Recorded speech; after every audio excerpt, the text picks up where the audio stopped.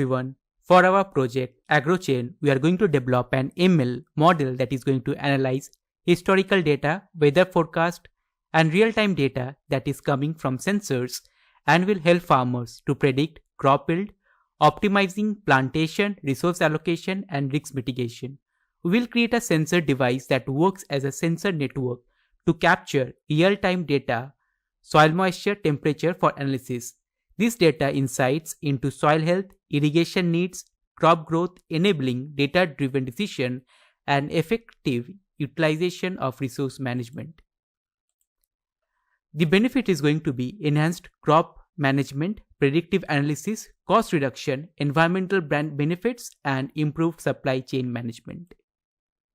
We would be using a lot of IoT device to create the application. If I go to the architecture of it, so here we are using the humidity and temperature sensor, soil moisture, rain sensor, pollution and weather change, and all of them we are going to feed it in our Azure IoT Hub. This is going to be an IoT structure, and on the right hand side we have historical weather data collecting from farm weather data, calculating changes from weather pattern, historical insurance claim made by that farm, and real-time data that we are getting, right? We are going to combine all of this information and we are going to feed that information to farmer, thus enabling the farmer to take appropriate step that is going to maximize the farm yield.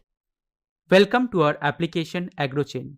In this application, we are going to get real-time data, security and transparency, and also we are going to able for farmers to mint or buy NFT to sell the carbon credits. So first we are going to an open an page. So here there is going to be a customer. Let us click on registration page. So in the registration page, the farmer needs to add the information, Aadhaar card details, a public crypto key which is going to act as a balance, total farm area, it is going to be in hectares, contact number, and IoT device from where all the information related to farmland are getting fed. We are going to create an account. The account itself is going to get created in an Web3 wallet. Once that account is created, we are going to go to the user page. As you could see, you are getting all this information, the total farm credits that is available. Here we are going to say, let's say the farmer has adopted some sustainable farming practices. Let's say stop crop burning.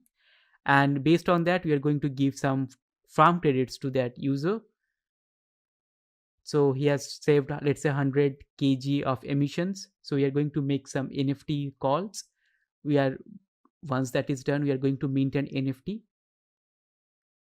Once that NFT is minted, we can see it in our marketplace that NFT got minted with the images and all the information. What is the price of that NFT? What is the selling price? All those information. We can also sort those in marketplaces. We are going to see an image view of that farmland. Now we are going to see an NFT verification, like what sensors we are seeing, which is going to measure the carbon emissions from that farmland. And all this information are getting fed using Azure IoT Hub and Stream Analytics, and then getting stored in Azure SQL. We are using Node MCU and a carbon monoxide sensor, which is going to monitor the carbon dioxide levels. And this is our IoT Hub information that we are able to see. And whatever sensor data that is getting sent, right? CO2 in parts per million, it is getting stored here. This is our Agrochain IoT code, Arduino code that's been written. So here we are able to see the farmland CO2 emissions that are happening, live pollution data in the farmland, right? If the crop burning is happening, then what are the matrices in that region, CO2, NO2, whatever matrices we are able to see. Once that farmer has minted that NFT, right, then a customer can go who wants to get the farm credits, they can go and buy that. So the customer has purchased the NFT credits, and now that is been sold to him, and got credited to his account. Here we have added a distributed tracing called Zepkins. So let me, if I open one of them, so here I'm going to get all the information, how this API is performing, what is its speed, and all the other data. Here we have used Kong request latency. So here we are getting, right, in Prometheus we are getting all the API requests that have been hit.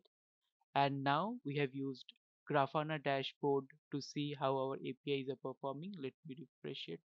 So here you're able to see how our APIs are performing: total request per second, RPS route by status code, different latencies, total bandwidth we are sending, and all the other information like Nginx controller, total connections, and all the other accepted values are coming here. Then we have used our Elasticsearch dashboard to see all the API endpoints that are getting hit, which API endpoint, what is the response time, how can we improve our API, and also in case if you want to debug it, we can do all of these things. So let me save it. Let me click on save. Once we have done that, we can go to our discover. Here we are going to see all the API endpoints that have been hit. So if I want to see in case there is some debugging that needs to be done, we can do all of those things through this help of Kibana dashboard.